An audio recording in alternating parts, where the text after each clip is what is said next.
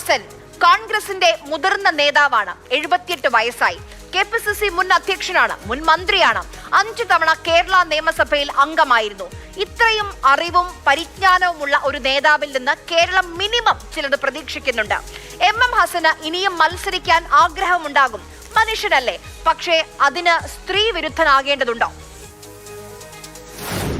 രാഷ്ട്രീയക്കാരോട് ആഗ്രഹമുണ്ടോ എന്ന് ചോദിച്ചാൽ ഈ കെട്ടുപ്രായമായി നിൽക്കുന്ന പെണ്ണുങ്ങളോട് കല്യാണം കഴിക്കാൻ താല്പര്യമുണ്ടോ എന്ന് ആരെങ്കിലും ചോദിക്കുമോ?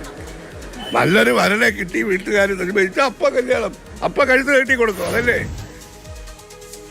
കോൺഗ്രസിലെ തലമുതിർന്ന നേതാവിനോടാണ് നിങ്ങൾ ഈ പറഞ്ഞത് അങ്ങേയറ്റം സ്ത്രീ വിരുദ്ധമായ ഒരു പരാമർശമാണ്. കേരളത്തിലെ ഒരു പെണ്ണും കല്യാണപ്രായമായാൽ കഴുത്ത് നീട്ടാൻ കാത്തു നിൽക്കുകയല്ല. പഠിച്ച് സ്വന്തം കാലിൽ അതുവരെ വളർത്തിയ അച്ഛനമ്മമാരെ നോക്കാനാണ് ഓരോ പെണ്ണും ആഗ്രഹിക്കുന്നത്.